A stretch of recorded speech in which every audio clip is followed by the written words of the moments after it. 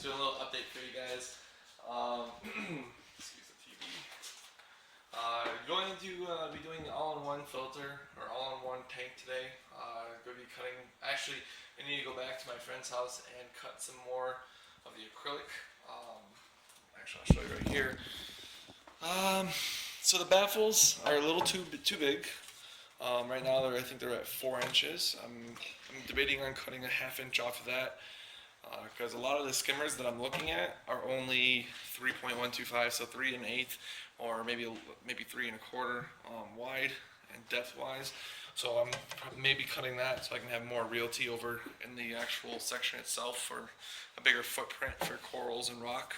So, and I also need, unfortunately, I made these to the same size, and I need one to be shorter so that it falls into a tier system into the return. I also need to put in the slots. I'll be using his saw to put in slots for the overflow. And I actually, the more I think about it, I'm really debating on which side I want to put the return and which side I want to put the actual overflow. If I put the return on this side, what I could do, because I was planning on spray painting this, I could put a piece of tape like right here and have that see through so that I can see where the line of where the water is. So if I need to, fill more water in or not. I was debating on putting an auto top off system in on this and just putting it underneath, since there really won't be anything under here. I may go that route. I may not. Just kind of really depends. I'm really debating on doing that as well. Either way, I gotta get that stuff drilled. I can go ahead and put the slots in here now, and if I don't like it, I can switch it. But as soon as I silicone that in, it's gonna be in there for good. On top of that, let's see, I'll be gluing in the baffles as well. I may just go to the store and get some Welded, just some of the gel. I really don't need this to look professional, just because it is going to be behind this wall and you're not really going to see it at all. So I don't need to look super professional or anything like that. You'll never see it, so there's really no point to it. Also, I really want to clean up this tank a little bit more. There's a lot of some old residue on here still. I know a lot of it you won't be able to see when you put water in there, but it's still bothering me. So I may try cleaning up some more before I go ahead and put silicone on that, just so that the silicone adheres to the glass. There's nothing really obstructing that silicone to the glass. So.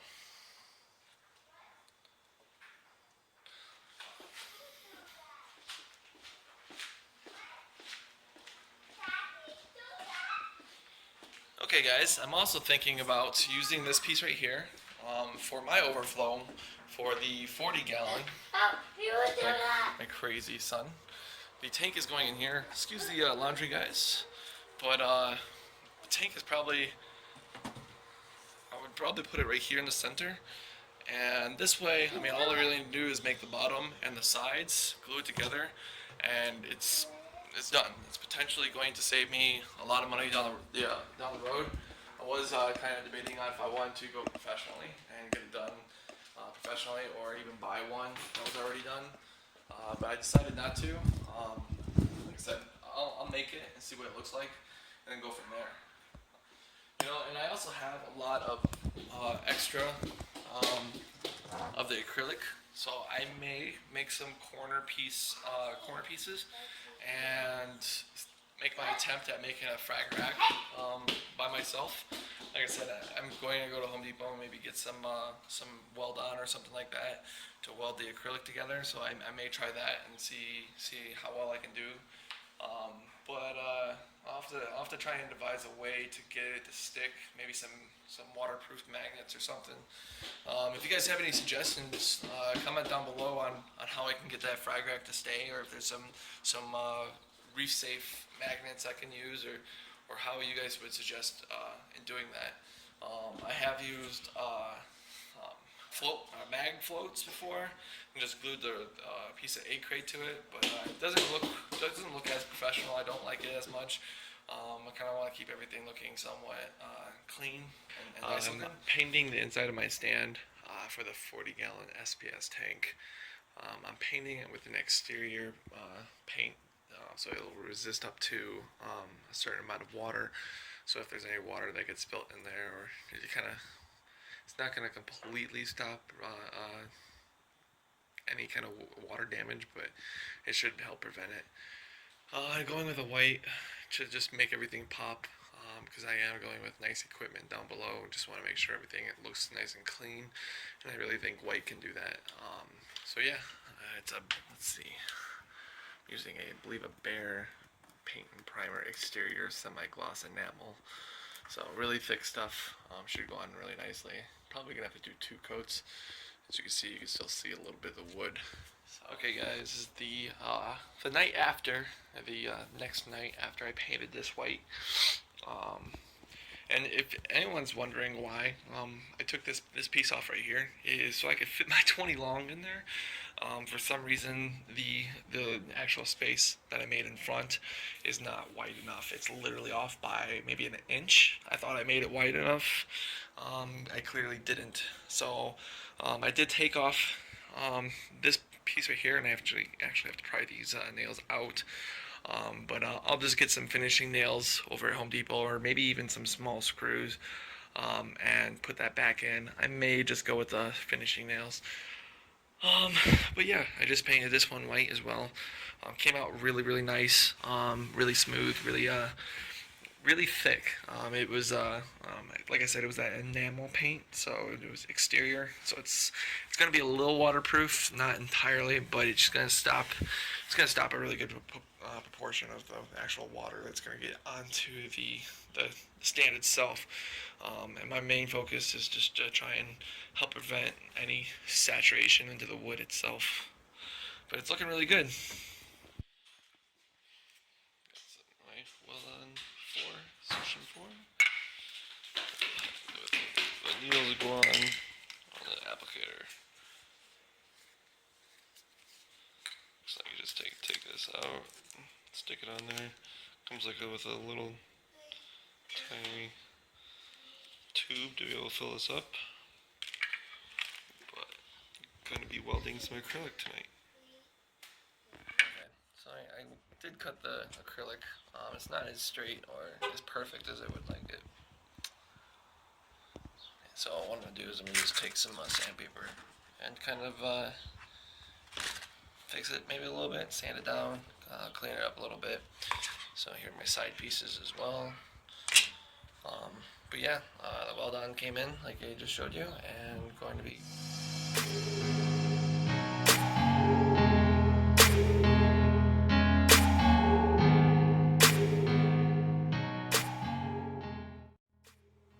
probably should be doing this on a hard surface, on a flat surface, but unfortunately I do not have one, so just me making do with what I have right now.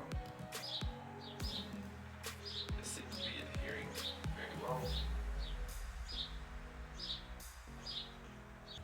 Just like that. Well done. I personally, I kind of like the solution for Welded. Seems to go on nicer, but you do not have a whole lot of work time with this one, just because it does settle quite fast, so you have to make sure everything's perfect before you do. I always suggest just measure more than once, make sure everything's set up. You kind of have an idea of what you want to do before you just go ahead and put glue down, but that's just my suggestion. Yeah, I know I'm going to get a bunch of comments on how these are not evenly perfect. It is what it is.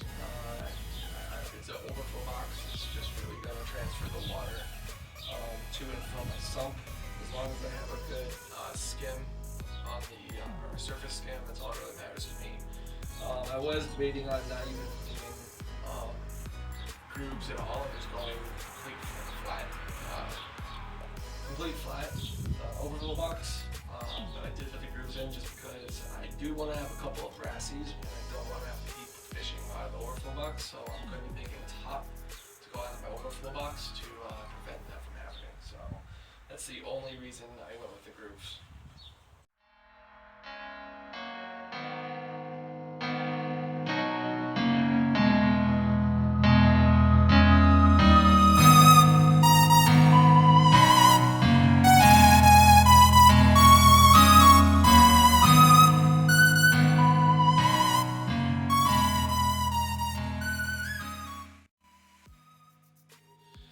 This is made. I still have to clean it up. There's like some residue from the sticker that was on it. But starting tomorrow, I'm gonna be putting this in and siliconing it in. I think before I silicone it in, I'll mark where I want the holes to be drilled. I'm thinking about going with 2 drains, or maybe even 3. 1 emergency, 2 just regular drains, and then of course the holes on the outside for the return. So let me get the spray paint, so I'll spray paint after I drill the holes too, so fun stuff. Go ahead and stay tuned. I'll post this video tonight, and I'll make another video for you guys hopefully later this weekend with me cutting the glass and spray painting the back of the tank. Okay guys, so here is the plan for Ashley's tank, the 30-gallon mixed reef. You have the drain, or the overflow, it's going to fall down here. You have the first baffle with the bubble trap coming back over here. This is going to be the skimmer section. I may make this a little bigger and bring this over just to have some extra room for the skimmer, because I really don't need that much room over here, and I really don't need that much room over on this section either. So I may spread this out more just to make sure that if I want to get a bigger skimmer, or I just have plenty of room for the skimmer, whichever skimmer I go. Next we have the next baffle, bubble trap. I always put this baffle a little bit shorter, and then of course you're gonna have your pump, and then this is where the actual overflow, not the overflow, the return and the I'm having a brain fart right now. Bulkhead will go. So I think I might just go a 1/4 inch, 1/2 inch, maybe 1/4 inch for the return. So I think I've got a couple of those drill holes over there. Okay guys, so here is the plan for Ashley's tank, the 30-gallon mixed reef. You have the drain, or the overflow, it's going to fall down here. You have the first baffle with the bubble trap coming back over here. This is going to be the skimmer section. I may make this a little bigger and bring this over just to have some extra room for the skimmer, because I really don't need that much room over here, and I really don't need that much room over on this section either. So I may spread this out more just to make sure that if I want to get a bigger skimmer, or I just have plenty of room for the skimmer, whichever skimmer I go. Next we have the next baffle, bubble trap. I always put this baffle a little bit shorter, and then of course you're gonna have your pump, and then this is where the actual overflow, not the overflow, the return and the I'm having a brain fart right now. Bulkhead will go. So I think I might just go a 1/4 inch, 1/2 inch, maybe 1/4 inch for the return. So I think I've got a couple of those drill holes over there. Just gonna show you guys how I'm doing this. See, I have this pressed up against where it needs to go. Just kind of lays something nicely on top. And I'm just lightly going across the seam, and you should see the bottom kind of darken up. It's usually pretty light, and the gravity kind of pretty much pulls out the glue or the weld on and puts a nice bead. What happens is it actually gets sucked underneath the actual baffle itself, and it here is really nice. These over here are pretty much glued on and welded on, so pretty happy with how this came out. Looks really good.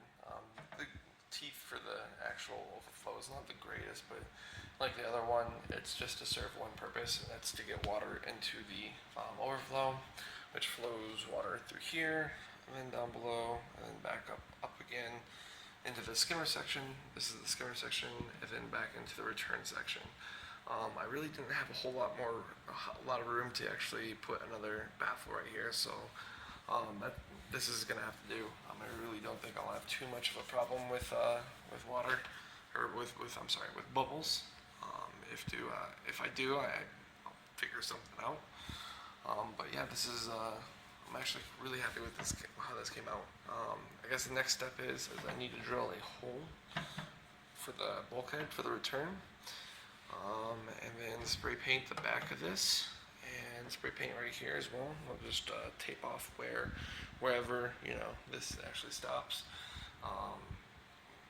Kind of wondering how I'm gonna silicone this in. I think what I may do is put silicone right here where the fronts are gonna go.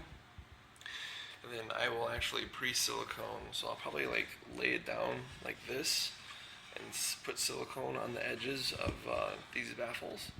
And then I will lift it up like this and slide it into place so that the silicone right here, it'll just kind of slide into the silicone. Let me know what you guys think about that. I haven't really thought that far through. It should work. As long as I can, yeah, I can still fit my hand down there to be able to smooth out the silicone.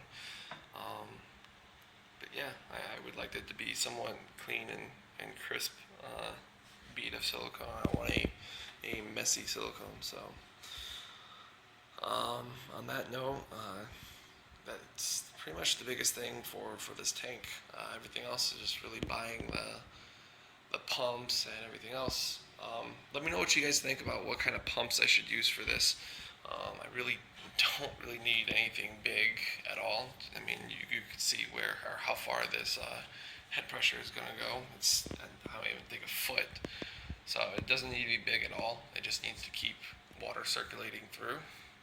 I am going to be buying maybe a wave maker for this thing, just a very, very small wave maker just to get some circulation through, and that's about it. And then we already have rock. Good friend of mine, he gave me some pecani rock, and I still need to acid wash it just so that I can get all the phosphates and stuff out of it. But he told me all the steps of acid washing this kind of stuff, and I will definitely make a video for you guys on how to acid wash this. And that way you guys can get all the phosphates and stuff out of these rocks too. I know Bulk Reef and all these other guys are saying, oh, it's okay to put in your tank, but I've seen the aftermath of this kind of stuff, and it's not pretty. Years later, it leaches phosphates and other unmentionables, and it creates the worst hair algae I've ever seen. I've seen a 180 that a couple of my boat bosses set up at work, and they used Bulk Reef supply the Pecani rock. And I'm not saying anything bad about the rock. I mean, it's amazing stuff to work with, but unfortunately it does leach some phosphates out, which can lead to a bigger problem down the road.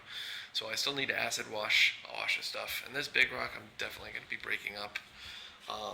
And whatever rock I don't use for her tank will be going to my tank. So, but thanks for watching, guys. I really appreciate it. And this is kind of a longer video. I've been kind of adding them up all this week. So I really appreciate you guys sticking to the end. If you guys have any comments or questions or even suggestions for this tank or the 40 SPS tank, please let me know down in the comment section down below. Don't forget to like and subscribe, and subscribe to my channel so that you guys can see the future builds on this or updates on my builds. Thanks for watching, guys, and have a great day.